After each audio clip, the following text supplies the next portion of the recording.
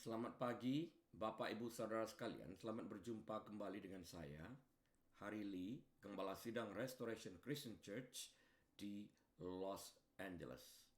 Hari ini hari Minggu tanggal 14 Februari tahun 2021 dan kita akan membahas penyesatan di akhir zaman yang akan kita ambil dari kitab Injil Matius pasal yang ke-7 ayat 15 sampai dengan 18. Mari kita berdoa terlebih dahulu. Bapa Surgawi, kami mengucapkan syukur dan terima kasih kebaikan Engkau di dalam kehidupan kami. Engkau sudah memelihara kami sepanjang malam, sehingga kami boleh bangun lagi dalam keadaan tubuh jasmani, dalam keadaan tubuh rohani yang sehat. Pantas kami bersyukur kepada Engkau ya Tuhan. Bapa, tolong hamba-Mu pagi hari ini untuk menyampaikan kebenaran firman-Mu. Tidak lain selain daripada kebenaran firman-Mu ya Tuhan. Urapi akan mulut bibir lidah hamba-Mu ya Tuhan, sehingga apa yang keluar dari mulut hamba-Mu ini berasal dari kebenaran firman-Mu. Terpuji Engkau Bapa, kami bersyukur di dalam nama Tuhan Yesus. Haleluya. Amin. Baik Bapak Ibu Saudara sekalian, mari kita buka Injil kita kepada Matius pasal yang ke-7 ayat 15 sampai dengan 18. Matius 7 15 sampai 18. Demikian bunyi firman Tuhan. Waspadalah terhadap nabi-nabi palsu yang datang kepadamu dengan menyamar seperti domba, tetapi sesungguhnya mereka adalah serigala yang buas. Dari buahnya lah kamu akan mengenal mereka. Dapatkah orang memetik buah anggur dari semak duri atau buah ara dari rumput duri? 17. Demikianlah setiap pohon yang baik menghasilkan buah yang baik, sedangkan pohon yang tidak baik menghasilkan buah yang tidak baik. 18. Tidak mungkin pohon yang baik itu menghasilkan buah yang tidak baik, ataupun pohon yang tidak baik itu menghasilkan buah yang baik. Ayat 18 sekali lagi, tidak mungkin pohon yang baik itu menghasilkan buah yang tidak baik, ataupun pohon yang tidak baik itu menghasilkan buah yang baik. Nah Bapak Ibu Saudara sekalian, kitab Injil Matius pasal 7 ayat 15 sampai 18 yang barusan kita kutip bersama-sama memberikan peringatan yang keras kepada kita. Bukan hanya kita harus mewaspadai guru-guru palsu, nabi-nabi palsu, karena waspada ini diberikan karena memang sulit kadang-kadang dikenali karena mereka menyamar seperti domba, padahal mereka adalah serigala yang buas. Namun Alkitab menjelaskan kepada kita, kita dapat melihat mereka atau mengenali mereka dari buah yang mereka tampilkan. Nah, Matius pasal yang ke-24 ayat ke-11 mengatakan, banyak nabi palsu akan muncul dan menyesatkan banyak orang. Menyesatkan banyak orang. Markus 13 ayat 22.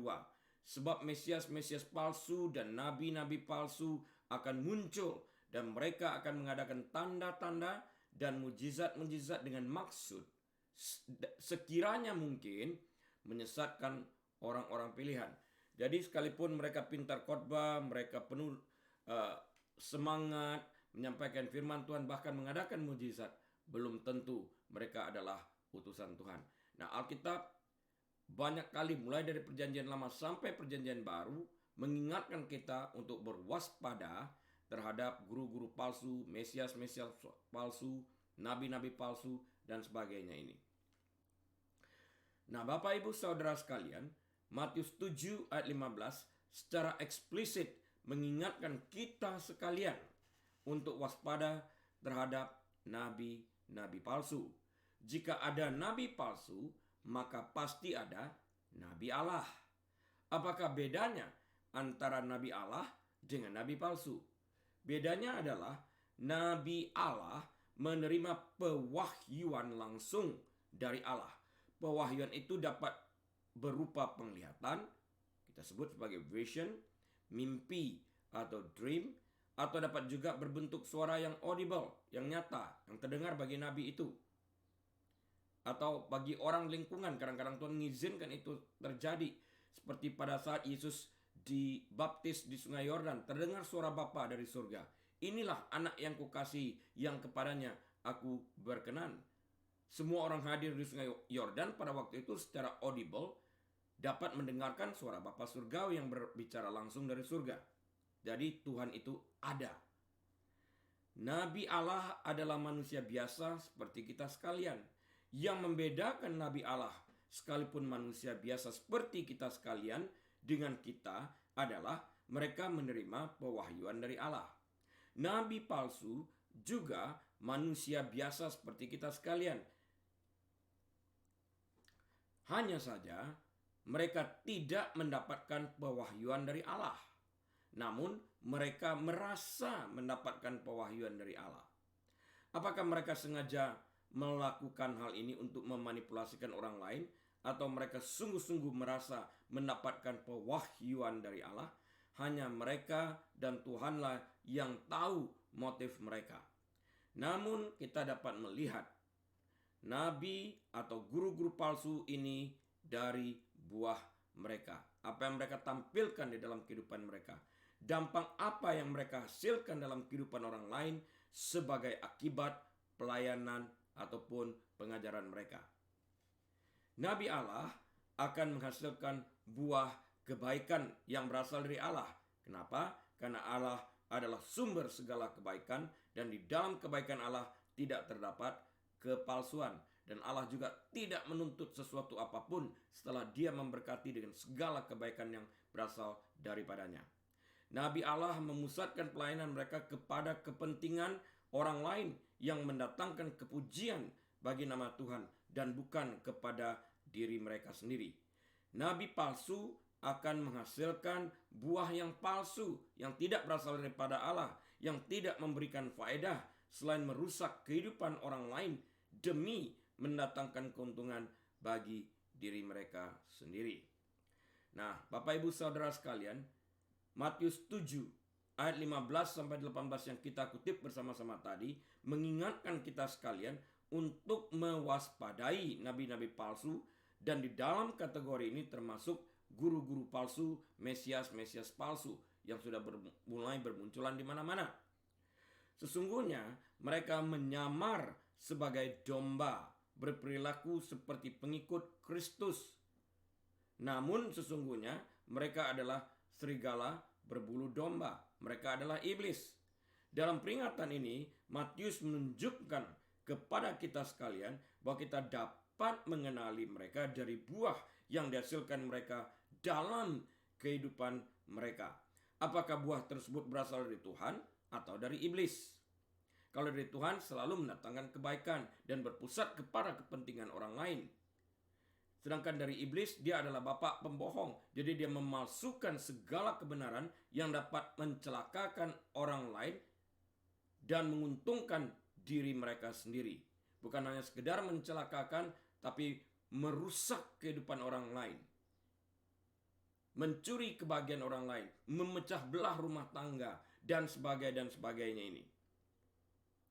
Jika nabi tersebut berasal dari Allah, kita akan melihat buah roh dari kehidupan mereka seperti yang tertulis dalam Galatia 5 ayat 22 sampai 23. Namun jika mereka adalah nabi-nabi atau guru-guru palsu, kita tidak akan menemukan buah roh dalam kehidupan mereka. Yang ada hanyalah roh perpecahan dan penyesatan yang membuat kita semakin jauh dari Tuhan, seperti yang tertulis dalam Matius 24 ayat yang ke-11. Semua pengikut Kristus harus waspada dan peka terhadap kehadiran nabi-nabi atau guru-guru palsu ini.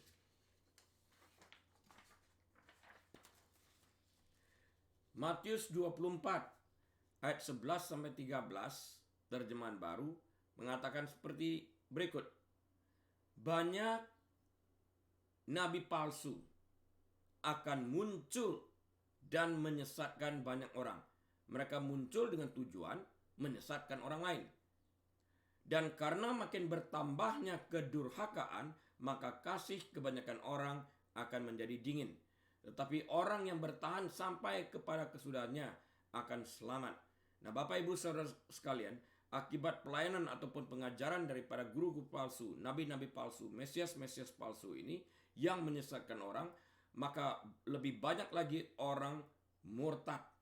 Dan Alkitab tadi telah menjelaskan, dan jika sekiranya mungkin, mereka juga akan menyesatkan orang-orang pilihan. Jadi dengan demikian, kasih akan menjadi lebih dingin. Ini perkataan dari Alkitab yang barusan kita baca di dalam Matius 24 ayat 12. Namun katanya di dalam ayat 13, orang yang bertahan sampai kepada kesudahannya dan tidak terjebak di dalam pengajaran-pengajaran palsu ini akan tetap selamat. Karena mereka tidak meninggalkan Tuhan, tapi mereka berpegang teguh kepada Kristus dan firman-Nya. Sekarang coba kita perhatikan tentang guru-guru palsu ini. Menjelang kesudahan akhir zaman, para nabi dan pengkhotbah palsu ataupun guru-guru palsu akan terdapat di mana-mana.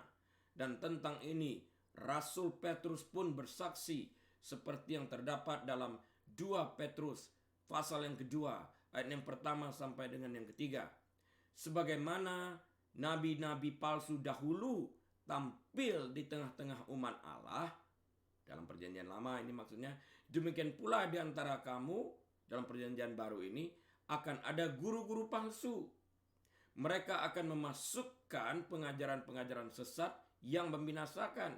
Bahkan mereka akan menyangkal penguasa yang telah menebus mereka. Artinya mereka pernah menerima Yesus sebagai Tuhan dan Juru Selamat mereka, dan sekarang mereka menyangkalinya lagi. Dan dengan demikian mereka akan mendatangkan kebinasan atas diri mereka. Mereka adalah guru-guru palsu ini tadi. Ayat yang kedua, banyak orang akan mengikuti cara hidup mereka yang diikuti hawa nafsu, dan karena mereka jalan kebenaran, yaitu Tuhan Yesus, akan dihujat. Ayat yang ketiga, dan karena serakahnya guru-guru palsu itu akan berusaha mencari untung dari kamu dengan cerita-cerita isapan jempol mereka. Tetapi untuk perbuatan mereka itu hukuman telah lama tersedia dan kebinasaan tidak akan tertunda. Nah, Bapak Ibu Saudara sekalian, guru-guru palsu atau pengkhotbah palsu ini, hamba-hamba Tuhan palsu ini tidak menceritakan semua yang sesat. Tadi kita baca mereka akan memasukkan pengajaran-pengajaran sesat yang membinasakan. Apa artinya memasukkan pengajaran-pengajaran yang sesat? Di antara kebenaran firman Tuhan, mereka selipkan pengertian yang menyesatkan. Mereka memanipulasikan firman Tuhan di dalam interpretasi yang mereka berikan, atau mereka mengubah ayat. Sama seperti Hawa mengubah apa yang Tuhan katakan. Hawa mengatakan, pada saat kami memegang atau memakan buah tersebut kami akan mati. Padahal Tuhan cuma mengatakan pada bahasa yang originalnya, pada saat engkau memakan buah tersebut. Tuhan tidak pernah mengatakan pada saat memegang. Nah, ini diselencengkan. Nah, inilah perbuatan daripada iblis tersebut yang memakai guru-guru palsu, mesias-mesias palsu, hamba-hamba Tuhan palsu dan sebagainya. Mereka menyisipkan pengajaran-pengajaran yang menyesatkan sehingga orang dapat ditarik keluar dari pengikut Kristus atau sebagai pengikut Kristus ini. Alkitab sebagai firman Tuhan yang hidup berkali-kali memperingatkan kita sekalian yang membaca firman-Nya akan ada banyak guru-guru palsu bermunculan dalam gereja. Peringatan mengenai guru dan pemimpin yang memperkenalkan bidah. Artinya ajaran sesat yang bersifat memecah, yang menghancurkan antara umat Allah ini sudah dimulai sejak masa Yesus hidup di dunia ini. Nanti bisa dibaca di dalam Matius 24 ayat 24 sampai 25. Matius 24 ayat 11. Menurut Rasul Petrus, para guru-guru palsu di dalam gereja yang menyangkal penguasa yang dimaksud dalam hal ini adalah Yesus Kristus, telah meninggalkan jalan yang benar. Maka tersesatlah mereka. Ya, akibat mereka meninggalkan pengajaran yang benar dan sehat ini, maka tersesatlah mereka. Seperti yang tertulis dalam 2 Petrus 2 ayat 15. dan menjadi sumber air yang kering. 2 Petrus 2:17. Jadi pada saat mereka menyangkal penguasa, yaitu Yesus Kristus, dan meninggalkan ajaran yang sehat dan benar, mereka menjadi tersesat. Dan mereka akibat itu menjadi sumber air yang kering. Jadi air kehidupan tidak lagi mengalir dari kedalaman hati mereka. Dahulu mereka lolos dari kejahatan dunia melalui Yesus Kristus, tetapi kini mereka terlibat dosa kembali dengan meninggalkan Yesus. Dosa ini disebut sebagai murtad atau apostasy. Apostate is to know the truth and to reject the truth. Dosa apostasi itu adalah dosa yang setelah mengenal kebenaran namun menyangkali atau menolak kebenaran itu kembali. Itu adalah murtad atau dalam bahasa Inggrisnya apostasy. 2 Petrus 2 ayat yang ke-20. Dapat dilihat di sana. Banyak orang yang mengaku percaya akan mengikuti para guru-guru palsu ini, mesias-mesias palsu ini, nabi-nabi palsu ini, bersama dengan cara hidup mereka yang dikuasai hawa nafsu, yaitu kebejatan seksual. Di mana-mana kita lihat berita-beritanya tentang ini. Karena gaya hidup penuh dosa dari para pemimpin dan pengikutnya, Allah dan Injilnya akan dipermalukan seperti yang tertulis dalam 2 Timotius pasal yang keempat, ayat yang ketiga sampai dengan yang keempat. Nah, 2 Timotius 4 ayat 3-4 ini berbunyi sebagai berikut. Karena akan datang waktunya, orang tidak dapat lagi menerima ajaran sehat. Tetapi mereka akan mengumpulkan guru-guru menurut kehendaknya untuk memuaskan keinginan telinganya. Yang keempat, mereka akan memalingkan telinganya dari kebenaran dan membukanya bagi dongeng. Nah, kalau kita perhatikan di dalam Yesaya 59 ayat 2 yang menyebabkan Tuhan memalingkan wajahnya sehingga tidak mendengarkan doa kita adalah kejahatan dan dosa kita. Tapi di sini manusia memalingkan telinganya bukan dari kejahatan ataupun dari dosa, tapi memalingkan telinganya dari kebenaran. Mereka menolak untuk mendengar kebenaran. Mereka menolak untuk mendengar ajaran-ajaran sehat. Mereka menolak memberikan beribu macam alasan kenapa mereka tidak mau mendengar. Mereka menganggap remeh akan firman. Mereka bahkan mendengarkan firman tidak dengan keseriusan yang datang dari kedalaman hati mereka. Sepanjang sejarah gereja selalu ada orang yang tidak mau mengasihi ajaran sehat. Pada akhir zaman makin dekat, keadaan akan makin parah. Dapat dilihat nanti di dalam 2 Timotius 3 ayat yang pertama sampai yang kelima, serta 1 Timotius 4 ayat yang pertama. Orang tidak dapat lagi menerima ajaran sehat. Tadi kita baca di dalam 2 Timotius 4 ayat yang ketiga. Banyak orang akan mengaku dirinya Kristen, berkumpul di gereja, tampaknya mereka menghormati Allah, tetapi tidak akan menerima iman rasuli, perjanjian baru yang asli, atau perintah Alkitab untuk memisahkan diri dari ketidakadilan. 2 Timotius 3 ayat yang kelima. Kita bandingkan juga nanti dengan Roma 1 ayat yang ke-16. Mereka akan memalingkan telinganya dari kebenaran. 2 Timotius 4 ayat yang keempat. Penyampaian firman Allah oleh hamba Allah tidak akan diterima oleh banyak orang dalam gereja. Mereka sibuk tidur, mereka sibuk mempermainkan gadget mereka. Bahkan pada hari-hari ini di zaman pandemi, semua khotbah-khotbah yang direkam juga tidak ditanggapi. Mereka yang berpaling dari kebenaran akan menutup telinga mereka bagi ajaran sehat yang mengandung kebenaran.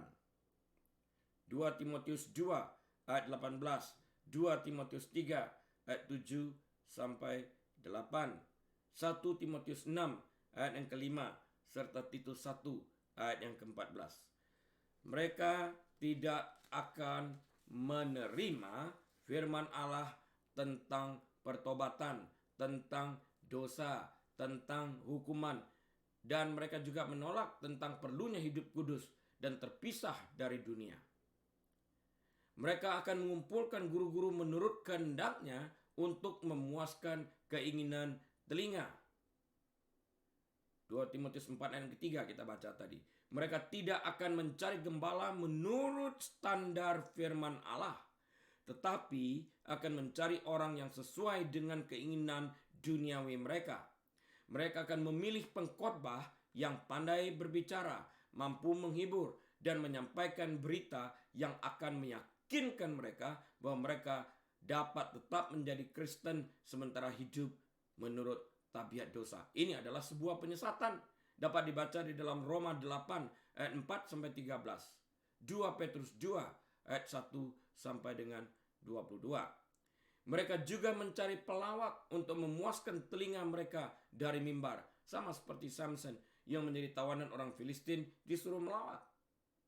Semakin pintar hamba Tuhan itu melawak, semakin banyak orang berbondong-bondong datang ke kebaktiannya hanya sekedar untuk mendengarkan lawaknya, bukan firman Tuhan. Firman Tuhan dan mimbarnya dijadikan ajang lelucon. Sesungguhnya ini adalah sesuatu yang sangat-sangat memalukan. Sungguh memalukan. Roh Kudus mengingatkan semua orang yang tetap setia kepada Allah dan tunduk kepada firman-Nya untuk menantikan penganiayaan dan penderitaan karena kebenaran. Hari-hari ini mulai kita lihat. Selanjutnya, mereka harus memisahkan diri dari kelompok, memisahkan diri dari gereja dan lembaga yang menyangkal kuasa Allah dalam keselamatan dan yang menyampaikan Injil yang berkompromi. Nah, kita harus menghindari kelompok-kelompok atau gereja-gereja yang tidak mengajarkan keselamatan atau mengajarkan dalam kategori yang salah. Karena mereka menampilkan guru-guru palsu dan pengajar-pengajar palsu ini tadi. Mereka berkompromi. Artinya tetap boleh hidup di dalam dosa sementara tetap menjadi orang Kristen dan diselamatkan. Pengajaran seperti ini adalah pengajaran yang sesat. Pengajaran yang sesat, sekali lagi saya katakan. Kita harus menjauhi pengajaran-pengajaran seperti ini. Karena Alkitab juga cukup jelas mengatakan bad company corrupts good character. Kebiasaan yang baik dirusak oleh pergaulan yang salah. Apa kata Rasul Paulus sehubungan dengan guru-guru palsu yang memberitakan Injil yang berbeda dari yang diberitakan para rasul?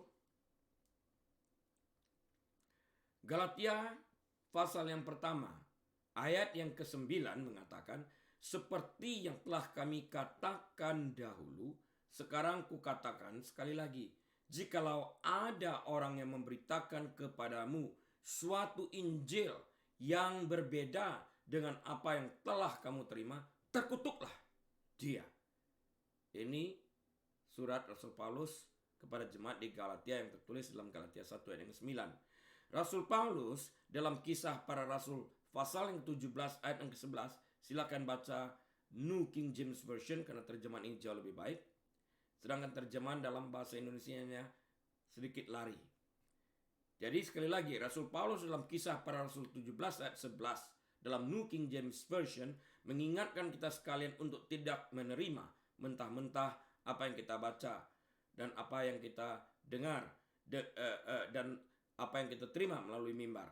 Akan tetapi kita memiliki tanggung jawab pribadi untuk menyelidiki setiap hal yang kita baca atau dengar apakah sesuai dengan apa yang tertulis dalam Alkitab. Dengan demikian kita dapat menghindari diri kita dari penipuan atau manipulasi para guru-guru Alkitab yang tidak bertanggung jawab. Setelah melakukan bagian kita dengan penuh tanggung jawab dengan menyelidiki Alkitab dengan seksama, maka kita dapat meyakini diri kita bahwa kita memiliki pengetahuan yang benar tentang firman Tuhan ini. Firman Allah yang tertulis harus menjadi pedoman tertinggi dalam kebenaran dan kelakuan kita. Semua tindak tanduk kita, cara kita berperilaku harus sesuai dengan kebenaran firman Tuhan sebagai orang Kristen. Kita memakai firman Allah yang diberikan oleh Roh Kudus sebagai pedoman untuk menilai kepercayaan dan kelakuan kita. Dapat dilihat di dalam 2 Timotius 3. 2 Timotius 3 ayat 16 sampai 17. kecenderungan beberapa gereja untuk mendasarkan doktrin, kelakuan, atau kebenaran baru pada pengalaman sendiri, kepada mujizat, kepada sukses, tujuan atau teori buatan manusia tanpa pembuktian Alkitabiah yang kokoh akan merupakan salah satu cara utama iblis untuk menipu dalam kemurtadan hari-hari terakhir ini. Nah, saya membuat catatan di sini. Pengalaman pribadi tidak pernah boleh menggantikan kebenaran Alkitab dan tidak dapat dijadikan pedoman dalam mengajar firman Tuhan yang berdasarkan doktrin Alkitabiah. Pengalaman pribadi adalah pengalaman pribadi yang tidak pernah boleh dijadikan sebagai doktrin. Pengikut Kristus harus menaikkan kewaspadaan mereka dalam menghadapi guru-guru palsu, mesias-mesias palsu, nabi-nabi palsu dengan melihat pengajaran mereka. Apakah pengajaran mereka membawa kita semakin mendekat atau semakin menjauhi Kristus? Siapakah Kristus itu bagi mereka sesungguhnya? Dalam 2 Korintus pasal yang ke-11 ayat yang ke-26 dikatakan pula bahwa akan muncul saudara-saudara palsu, yaitu orang-orang yang berpura-pura mengaku sebagai saudara seiman yang akan membawa kita ke dalam bahaya dengan menjauhkan kita dari Kristus dengan cara memanipulasikan ayat-ayat Alkitab demi kepentingan mereka sendiri. Jadi, nabi palsu tersebut bisa saja berasal dari kalangan kita sendiri yang berpura-pura menjadi pengikut Kristus sama seperti kita, namun tidak memiliki karakter Kristen sejati. Nah, sekarang kita pelajari tentang Injil palsu. Pengajar palsu menghasilkan pelayanan palsu, menghasilkan karakter palsu, menghasilkan Injil palsu, mujizat palsu, kebenaran palsu, semuanya palsu. Nah, sekarang kita lihat tentang Injil palsu ini. Galatia 1 ayat yang ke-8. Tetapi sekalipun kami atau seorang malaikat dari sorga yang memberitakan kepadamu suatu Injil yang berbeda dengan Injil yang telah kami beritakan kepadamu, artinya Injil palsu, terkutuklah dia. Jadi guru-guru atau nabi palsu adalah mereka yang memberitakan Injil yang berbeda dengan Injil yang diberitakan oleh para rasul, atau memberitakan Injil palsu yang tidak sesuai dengan tujuan hidup orang Kristen. Mereka melencengkan penafsiran Alkitab. Mereka memasukkan pengertian-pengertian yang menyesatkan yang telah disesuaikan dengan kebutuhan mereka. Mereka tidak peduli kalau banyak orang disesatkan dan dihancurkan kehidupan mereka. Mujizat palsu. Ulangan 18 ayat 22. Apabila seorang nabi berkata demi nama Tuhan dan perkataannya itu tidak terjadi dan tidak sampai, maka itulah perkataan yang tidak difirmankan Tuhan. Dengan terlalu berani, nabi itu telah mengatakannya, maka janganlah gentar kepadanya. Matius 24 ayat 24. Sebab Mesias palsu dan nabi-nabi palsu akan muncul dan mereka akan mengadakan tanda-tanda yang dahsyat dan mujizat-mujizat, sehingga sekiranya mungkin mereka menyesatkan orang-orang pilihan juga. Jadi nabi-nabi palsu, pengkhotbah palsu, hamba-hamba Tuhan palsu ini juga dapat mengadakan tanda-tanda dahsyat dan mujizat-mujizat, hanya saja palsu.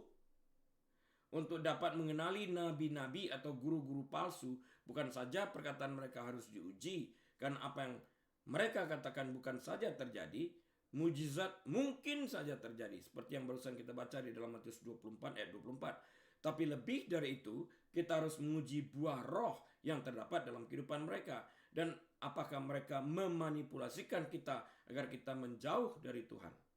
Jika mereka bertujuan menjauhkan kita dari Tuhan, ini adalah penyesatan seperti yang tertulis dalam Injil Matius pasal yang ke-24 ayat 24 yang kita baca tadi. Kebenaran palsu. Di sini poin yang berikut yang harus kita kenali. Bukan hanya mujizat palsu, Injil palsu, tapi juga ada kebenaran palsu. 2 Yohanes pasal yang pertama ayat 9 sampai 10. 2 Yohanes pasal yang pertama ayat 9 dan 10. Setiap orang yang tidak tinggal di dalam ajaran Kristus, tetapi yang melangkah keluar dari situ, artinya melangkah keluar dari pengajaran Kristus, tidak memiliki Allah. Barang siapa tinggal di dalam ajaran itu, maksudnya tinggal dalam ajaran Kristus, ia memiliki bapa maupun anak. Jikalau seorang datang kepadamu dan ia, orang tersebut, tidak membawa ajaran ini, maksudnya ajaran Kristus, janganlah kamu menerima dia di dalam rumahmu dan janganlah memberi salam kepadanya. Artinya, jangan memberi kesempatan kepada orang tersebut untuk memberikan pengajaran yang sesat.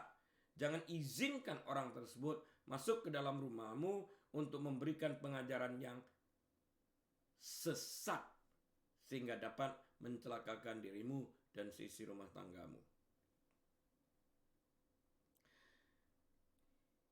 Yohanes pasal yang 17 ayat yang ke-17 mengatakan bahwa firman Tuhan adalah kebenaran. Jika seseorang tidak memberitakan firman Tuhan yang adalah kebenaran, maka ia sedang menyesatkan engkau dengan kebenarannya sendiri yang berasal dari filosofi manusia yang kelihatan dan kedengarannya benar, namun tidak memiliki kuasa untuk menyelamatkan dan memerdekakanmu. Kenapa tidak dapat menyelamatkan dan memerdekakanmu? Karena yang dapat menyelamatkanmu hanyalah Injil yang adalah kekuatan Allah, seperti yang tertulis dalam kitab Roma pasal yang pertama ayat yang ke-16. Roma pasal yang pertama ayat yang ke-16 yang mengatakan bahwa Injil itu adalah kuasa Allah, yang di dalamnya terdapat kuasa untuk menyelamatkan orang yang menerima kebenaran firman Tuhan ini. Dan Injil itu sendiri adalah firman Tuhan yang adalah kebenaran. Yohanes 17 ayat 17. Dan saat engkau mengenal firman Tuhan yang adalah kebenaran, maka kebenaran firman Tuhan ini yang dapat memerdekakanmu. Yohanes 8 ayat 32. Sekarang mari kita bedah Markus pasal yang ke-13 ayat yang ke-22. Saya kutip dari terjemahan baru. Sebab Mesias palsu dan nabi-nabi palsu akan muncul, dan mereka akan mengadakan tanda-tanda dan mujizat-mujizat dengan maksud sekiranya mungkin menyesatkan orang-orang pilihan. Hari-hari ini semua orang percaya harus meningkatkan kewaspadaan mereka akan hadirnya para guru-guru dan nabi-nabi palsu yang menyusup masuk ke dalam gereja-gereja yang mengajarkan firman Tuhan yang berbeda dari apa yang diajarkan para rasul, dengan tujuan untuk menyesatkan orang-orang pilihan seperti yang tertulis dalam Matius 24 ayat 11 dan 24. Tuhan Yesus telah mengingatkan gerejanya bahwa tidak semua orang yang mengaku percaya padanya adalah orang-orang yang sungguh-sungguh percaya. Tidak seperti itu. Banyak orang yang mengaku percaya dengan mulut, padahal hati mereka jauh daripada Kristus. Di antara orang-orang kelompok ini ada yang muncul sebagai guru-guru palsu, Mesias-Mesias palsu, nabi-nabi palsu yang memberitakan firman yang berbeda dari apa yang tertulis dalam Alkitab, atau mereka menulis buku-buku dengan memanipulasikan kebenaran firman Tuhan untuk menyenangkan telinga para pembacanya demi mendatangkan keuntungan pribadi bagi si penulis. Di antara mereka juga ada para hamba-hamba Tuhan yang melayani mimbar, menjadi gembala sidang, menjadi penginjil, menjadi guru-guru sekolah minggu, penatua-penatua, pemimpin pujian, konselor, dan lain-lain sebagainya. Secara lahiriah, penampilan para rohaniwan dalam tanda petik ini tampaknya benar di mata orang. Matius 23 ayat 28. Mereka datang dengan menyamar seperti domba. Matius 7 ayat 15. Tuhan melanjutkan kecamannya terhadap para pemimpin agama dan pengkhotbah pada zaman itu yang perilakunya di depan umum tampak benar, tetapi hatinya penuh kemunafikan, penuh kesombongan, penuh hawa nafsu dan kefasikan. Mereka itu seperti halnya kuburan yang dicat. Luarnya indah dan menarik, tetapi dalamnya penuh dengan kebusukan dan kejahatan. Mungkin saja mereka melandaskan berita mereka atau khotbah mereka atas firman Allah dan menyatakan standar tinggi yang benar. Mereka mungkin kelihatan sangat memperhatikan pekerjaan dan kerajaan Allah dan memperlihatkan perhatian besar terhadap keselamatan jiwa-jiwa yang terhilang sambil mengaku bahwa mereka mengasihi orang banyak. Mereka mungkin tampak sebagai hamba Allah yang sungguh-sungguh, pemimpin rohani yang patut dihargai dan diurapi oleh Roh Kudus.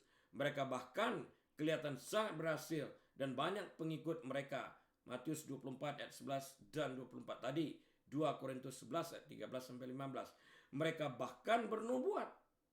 Mereka bahkan mengusir setan-setan, bahkan mengadakan banyak mujizat demi nama Tuhan Yesus.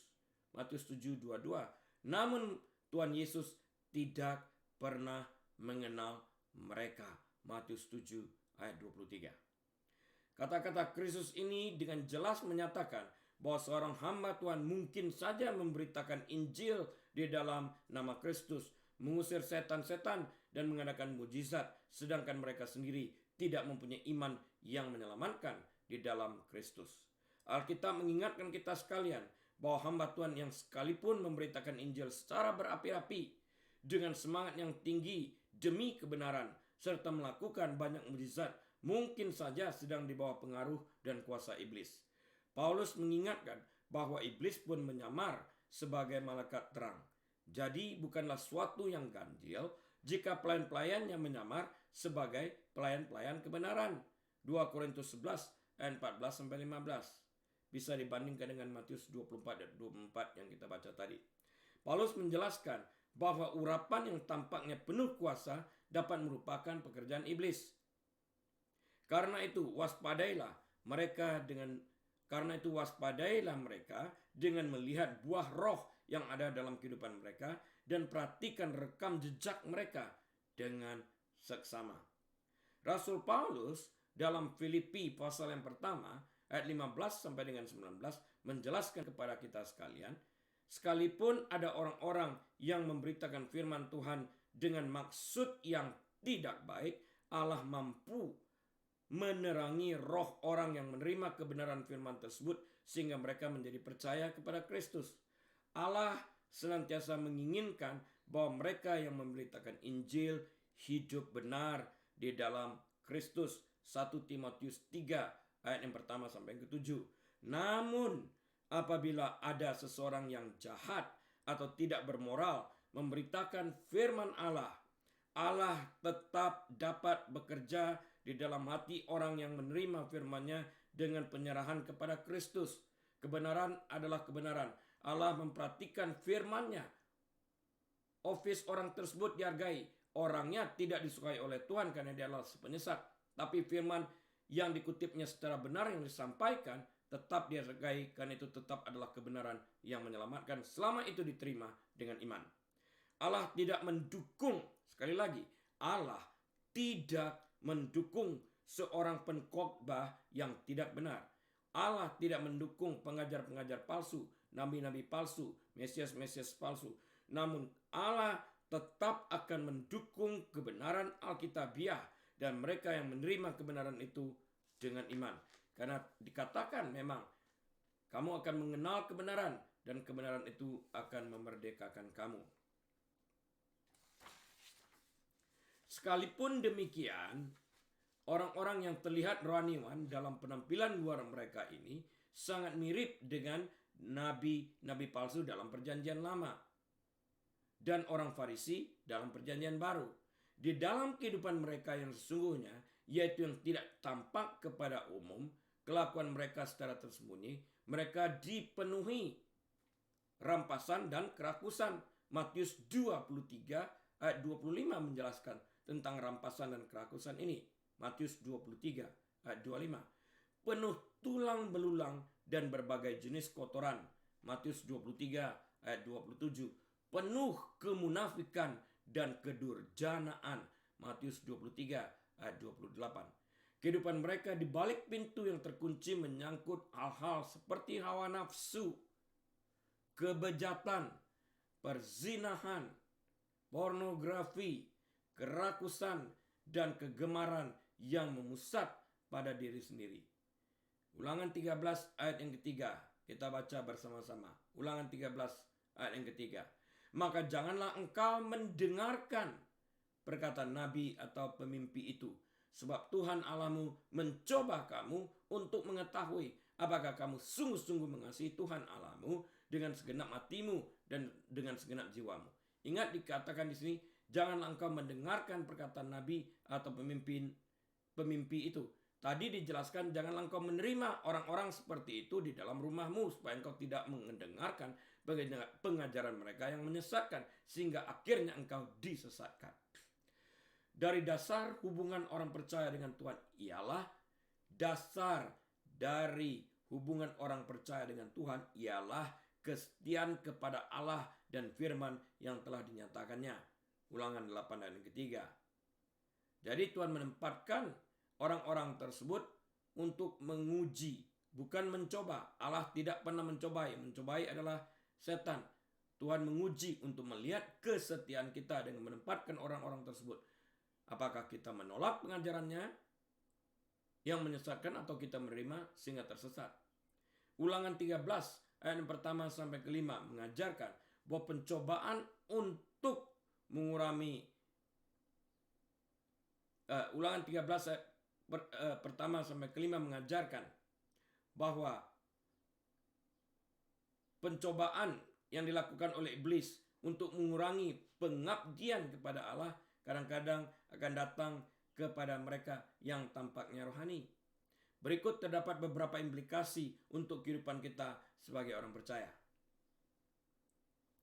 Allah kadang-kadang akan menguji kesungguhan kasih, menguji kesungguhan kasih dan penyerahan kita kepada Dia dan firman-Nya.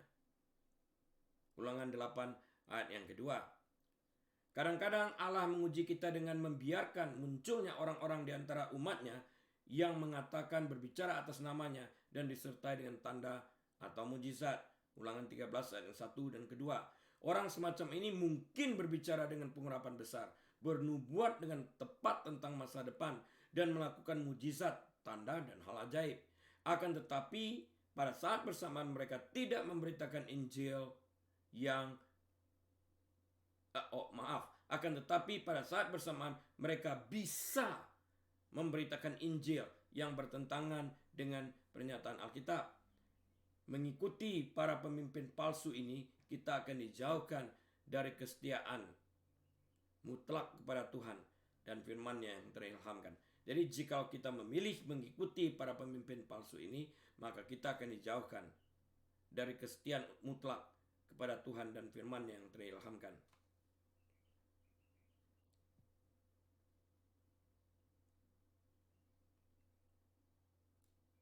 Jadi mereka para guru-guru nabi palsu ini pada saat yang sama bisa memberitakan Injil yang bertentangan dengan pernyataan Alkitab, menambah kepada firman Allah atau menguranginya.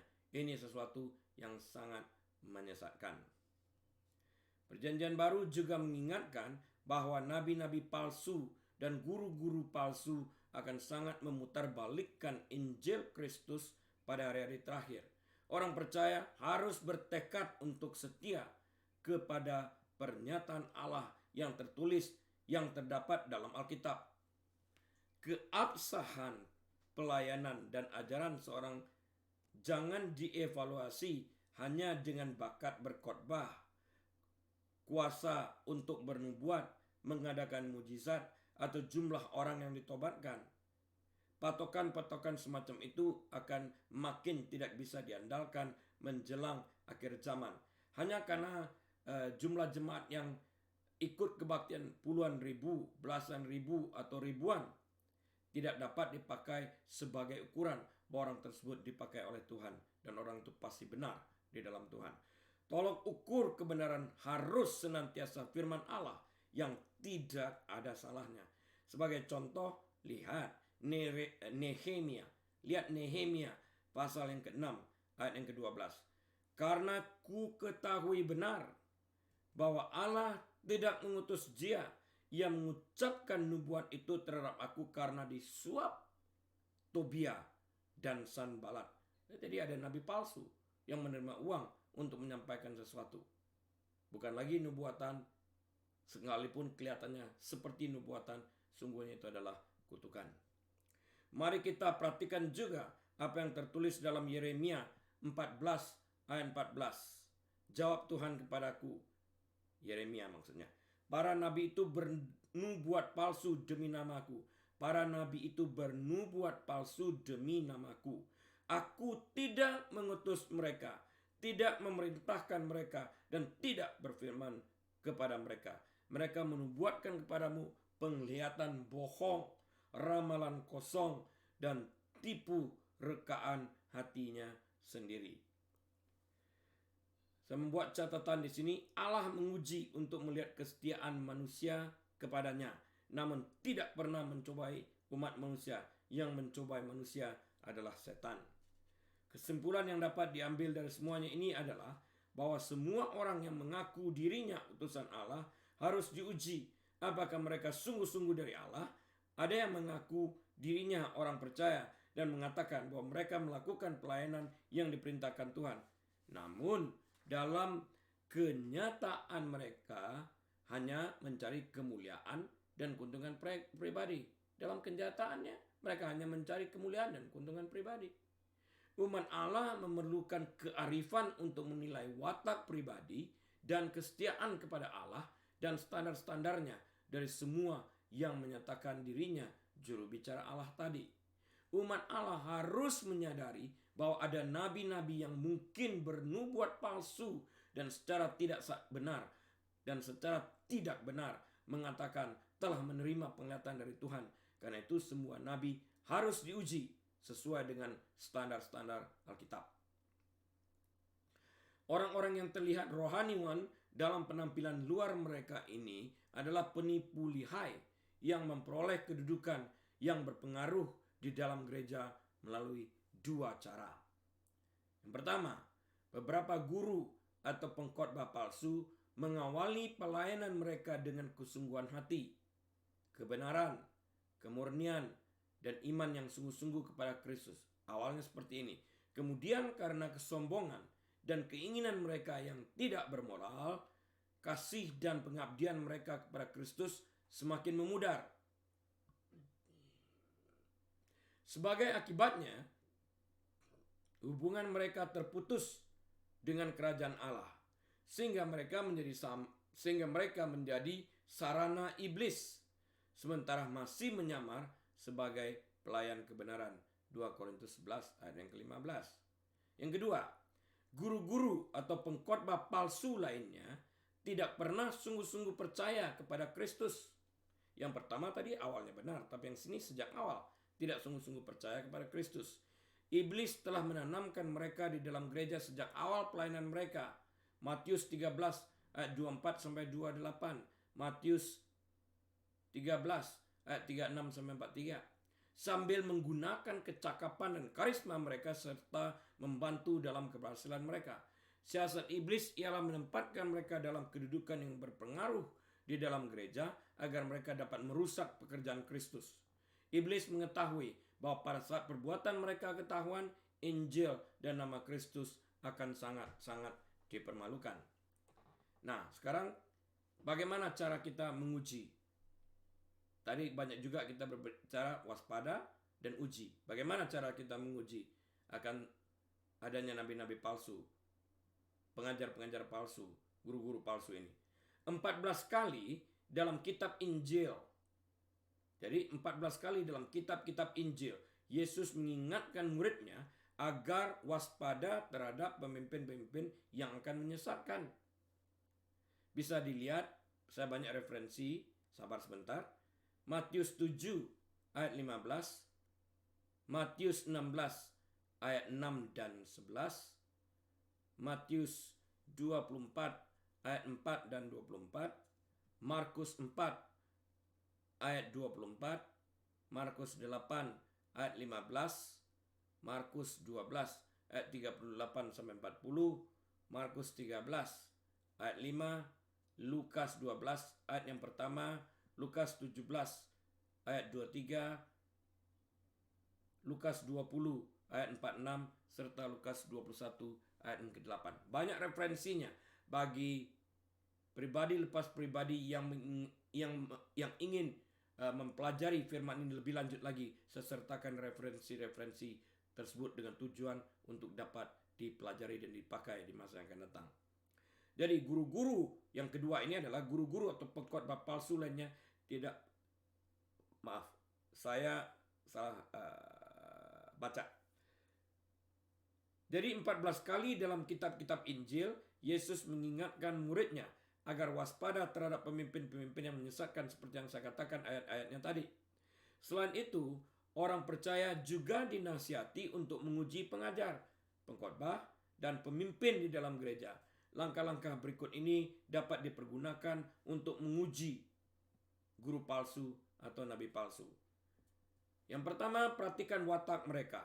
Adakah mereka itu berdoa dengan tekun serta mengabdi kepada Allah dengan tulus dan sungguh-sungguh? Apakah buah roh terlihat dalam kehidupan mereka? Apakah mereka mengasihi orang berdosa? Bukan dosa mereka, tapi orangnya dikasihi. Yohanes 3:16. Apakah mereka membenci kefasikan dan mengasihi kebenaran? Ibrani 1 ayat 9. Serta gigih menentang dosa. Matius 23 1-39. Lukas 3 18-20. Yang kedua, perhatikan motivasi mereka. Pemimpin Kristen yang sejati akan berusaha melakukan 4 hal ini. Yang pertama, menghormati Kristus. Yang kedua, memimpin gereja kepada pengudusan. Yang ketiga, menyelamatkan orang terhilang. Yang keempat, memberitakan serta mempertahankan Injil Kristus dan ajaran para rasul. Kemudian yang ketiga adalah ujilah buah yang terdapat dalam kehidupan dan pelayanan mereka. Guru-guru palsu yang secara lahiriah tampaknya saleh, tetapi di dalam hati adalah serigala yang buas. Hal ini dapat dikenal dari buah mereka. Buah guru palsu adalah sifat-sifat buruk yang nyata dalam kehidupan mereka dan para pengikut mereka. Yohanes 4 ayat 5-6. Dan ajaran mereka mengandung kepalsuan. Keempat, perhatikan tingkat ketergantungan kebergantungan mereka pada Alkitab. Ujian ini sangat menentukan apakah mereka percaya dan mengajar bahwa penulisan asli dari Perjanjian Lama dan Perjanjian Baru sepenuhnya diilhami oleh Allah sehingga kita tunduk kepada seluruh ajarannya. Apakah mereka dapat tunduk kepada seluruh pengajaran tersebut? Bahwa ini semua diilhamkan oleh Allah seperti yang tertulis dalam 2 Timotius 3 ayat 16 dan 17, 2 Yohanes 1 ayat 9-11. Jika tidak, dapat dipastikan bahwa baik mereka maupun berita yang mereka sampaikan tidak berasal dari Allah. Yang terakhir, akhirnya ujilah kejujuran mereka berkenaan dengan uang Tuhan. Apakah mereka menolak untuk mengambil banyak uang untuk diri mereka, mengatur semua keuangan dengan jujur dan penuh tanggung jawab, dan berusaha memajukan pekerjaan Tuhan dengan cara-cara yang sesuai dengan standar Perjanjian Baru untuk para pemimpin, seperti yang tertulis dalam 1 Timotius 3 ayat yang ketiga, 1 Timotius 6 ayat 9 dan 10. Haruslah disadari bahwa kendati pun segala usaha orang percaya yang setia dalam menilai kehidupan dan berita seseorang, akan ada guru-guru palsu di dalam gereja yang dengan bantuan iblis tetap tidak diketahui hingga tiba saatnya Allah memutuskan untuk menyingkapkan keadaan mereka yang sesungguhnya. Nah, Bapak Ibu Saudara sekalian, sebagai kesimpulan dari apa yang telah kita bicarakan pagi hari ini, kita dapati bahwa setiap orang percaya harus mencari kebenaran bagi diri mereka masing-masing dengan tidak menerima mentah-mentah apa yang disampaikan dari mimbar, apa yang mereka baca, apa yang mereka dengar. Tapi setiap orang percaya memiliki kewajiban untuk menyelidiki apa yang mereka baca dan dengar dengan apa yang tertulis dalam Alkitab. Kisah Para Rasul 17 ayat 11 versi New King James Version. Setiap orang percaya bukan saja harus menguji kebenaran yang disampaikan dari mimbar dengan apa yang tertulis dalam Alkitab, tapi juga harus melihat kehidupan hamba Tuhan tersebut. Apakah hamba Tuhan tersebut sungguh-sungguh mencintai Tuhan dengan mencintai jiwa-jiwa yang terhilang? Lihat pengajaran yang disampaikan melalui mimbar. Apakah ia memberitakan Kristus Sang Juru Selamat? Apakah dia memanggil orang-orang untuk bertobat dari dosa-dosa mereka, meninggalkan jalan mereka yang jahat? Apakah orang yang serakah dalam hal mamon, dalam hal uang? Apakah ia mementingkan dirinya sendiri? Apakah ia seorang yang rajin berdoa? Apakah ia membaca Alkitab secara teratur? Dan akhirnya, ujilah buah pelayanannya. Apakah Kristus ditinggikan? Amin, amin, dan amin. Mari kita berdoa. Bapa Surgawi, kami bersyukur, berterima kasih kebaikan Engkau di dalam kehidupan kami. Firman-Mu telah Mas sampaikan ya Bapa. Biarlah firman itu boleh jatuh dan bertumbuh di tanah yang subur, sehingga dapat menghasilkan buah 30 kali, 60 kali, bahkan 100 kali ganda sesuai dengan kebenaran firman Tuhan. Bapa, jadikan kami bukan hanya pendengar, tapi pelaku-pelaku firman-Mu secara aktif. Dan saat ini, semua jemaat yang mendengarkan firman ini, terimalah berkat-berkat dari Allah Bapa. Biarlah kiranya Bapa Surgawi tersebut menyinari wajahnya atas setiap daripada kita yang mendengarkan firman ini. Biarlah Bapa Surgawi membimbing kita ke arah yang tenang, menyegarkan jiwa kita, bahkan memimpin kita di padang yang membaringkan kita di padang yang berumput hijau, menyediakan makanan bagi kita di hadapan para lawan kita, bahkan mengurapi kepala kita dengan minyak, sehingga piala kita penuh melimpah. Biarlah Engkau menjadi kepala dan bukan ekor. Engkau naik terus dan tidak pernah turun. Diberkatilah Engkau saat Engkau masuk. Diberkatilah Engkau saat Engkau keluar. Diberkatilah bakulmu, tempat adonanmu. Apa saja Engkau kerjakan, Tuhan membuat Engkau berhasil. Diberkatilah pekerjaanmu. Diberkati rumah tanggamu. Diberkati sekolahmu. Biarlah Roh Kudus memimpin Engkau senantiasa sepanjang hidupmu, sehingga Engkau didapatkan setia kepada Tuhan sampai selama-lamanya. Biarlah hikmat, marifat daripada Tuhan Bapa Surgawi, damai sejahtera dari Tuhan Yesus Kristus, dalam persekutuan yang manis dan erat bersama Tuhan Allah Roh Kudus, menyertai kita pagi ini, bahkan sampai selama-lamanya. Tuhan Yesus datang kali keduanya menjemput semua kita, umat yang percaya kepadanya. Di dalam nama Tuhan Yesus, kita semua menerima berkat mengatakan amin. Atas izin Tuhan, kita akan berjumpa kembali minggu depan. Amin.